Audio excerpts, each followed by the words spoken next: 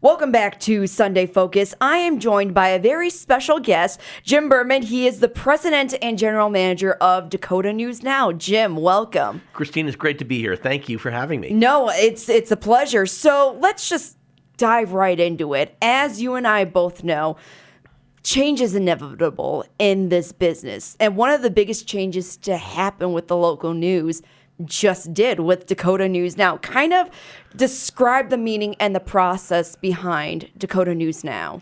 Well, let's start with the meaning. When we knew that we were going to merge, we certainly had had to give some thought as to what we wanted to become, because it really wasn't going to be possible to utilize the call letters for the news brand anymore. We still have the call letters, by the way, for everything other than the news. We're still going to say, watch Wheel of Fortune tonight on KSFY or watch Judge Judy on KDLT. That will continue. But the news brand, it would have been like an alphabet soup if we had simply left that alone. So it was very important for us to come up with a brand name for this combined news effort that made sense. And when we thought about it, it actually was pretty logical. We're so proud to represent this great state of South Dakota. 90% of our potential viewers are from South Dakota. 99% of our advertisers are from South Dakota. So it made all the sense in the world to embrace Dakota. The news obviously speaks for itself. And the now element is really central to the brand, because part of what we are doing in creating this new brand is expanding news time periods and giving viewers the option to watch local news now when they want to between 4 and 7 p.m. And so that's why we thought it was just a great brand name. Other markets have utilized it successfully. That was part of what I did, was went out and scouted out some different markets where this kind of thing has taken place. And we came up with Dakota News Now. We're really excited about it. So obviously there had been some roadblocks. This was a huge merger. So what were some of those roadblocks that you got into? Well, no question. It was interesting because this came down because the FCC decided, after hearing from broadcasters, that it was time to take a closer look at the rules that had been set up, pre-Pearl Harbor about ownership, and to look at it and say, this is a new time, a new day.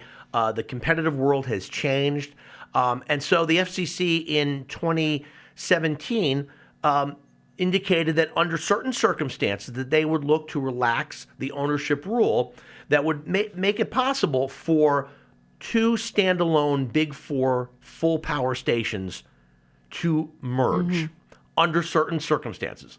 And so Gray Media decided that they would test that. And so there was an opportunity. There was an interest on the part of KDLT's former owner, Red River, to sell. There was an interest on Gray's part to buy. And so it all came together. And the sale was announced in May of 2018. But then after that, a lengthy review process took place. And little did we know that it would be as long as it was, because the government, this was the first time this had been allowed. The government really wanted to put it through the due diligence, and they really wanted to check it out and make sure this was going to be okay by them. The Department of Justice looked at it, and in the end of the day, everyone concluded that this was an appropriate approach. But it took 17 months to get to that point. Then in late September of 2019, this was approved, and we're moving forward. These next two questions I have kind of go hand in hand, I feel like. So now you're in this. Now you're full steam ahead, Dakota News Now. There were a lot of changes in regards to set programmings nationally and locally. So when you were planning all this out, give me a vision that you had. There's an analogy that I've used on different radio shows and also to our clients. It's kind of like, let's make a deal. There are three doors. Door number one, door number two, and door number three. We had really three options if we were going to merge. One was to leave everything alone, have two completely separate operations. But that was never a legitimate option, because there would have been no reason to make the acquisition. Right. If you're going to make an acquisition like this, there obviously has to be economies of scale. So door number one was closed immediately. Door number 2 would have been an easy option, which would have been simply to say, you know what, we're just going to leave everything alone, but we're going to eliminate the newscasts and the news team that from KDLT, just basically simulcast everything from KSFY, call it KSFY News on KDLT. But that would have resulted in massive layoffs, nothing new, no benefit. In the end of the day, you're not creating new opportunities for news. Mm-hmm. You're not able to retain your staff. It's something that basically feels like you've let down your viewers, you've let down your advertisers, and you've let down for sure your staff. Right. So that was never an option either. There was really only one option, and that was door number 3, which was to say, we want to keep as many of the talented folks on both stations as we can. That was top priority for us. And then we said, well, in order to do that, we're going to have to open up new news time periods in order to monetize this. And so we had to think a little out of the box and say to ourselves, how about a 4 o'clock news? How about a 5:30 news? I mean, where is it written that their news must be at 5 and at 6? How about for that person that comes home at 5:30 and says, I want to watch the local news at 5:30? Right. And so that's what our whole premise was. It's great for our viewers because it gives them options. It's great for our advertisers. It gives them more news time periods in which they can put their product out there. And most importantly for me, it's great for our employees because we were able to keep so many talented people. That's why it's a triple win. You kind of already alluded to it already, but how do you maintain the viewers' trust?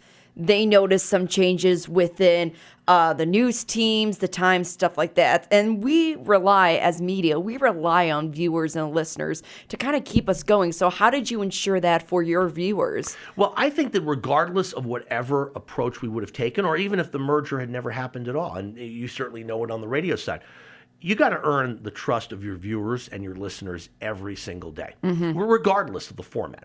So certainly we recognize that anytime you make a dramatic change, as we have done, particularly on the KDLT side of the equation, you have to prove yourself. But to me, I don't really look at it as any great challenge from that regard, in that you got to prove yourself every day. Every single day, a viewer or a listener can say, you know what? I'm going to switch channels. I'm going to switch stations. Right. And so I don't consider this any different than anything else. It's up to us to deliver and earn the viewer's trust every day. If you're just listening, Jim Berman from Dakota News Now. So I think I'm just going to jump to this next question right here.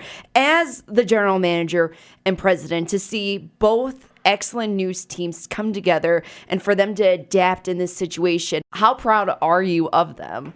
I will tell you that this has been a remarkable experience for me personally, to be able to put this together. When I reflect back on this years from now, I could tell you that the most gratifying part of this whole thing is the way our teams have come together. I am so proud of both elements of the organization. I don't look at it as separate organizations anymore. It once was, KSFY, the KSFY team, the KDLT team, and there was that period of, we have to get used to each other. But now we're one team, and that's a tribute to my incredible department heads, and most importantly, the amazing staff. I would tell you that,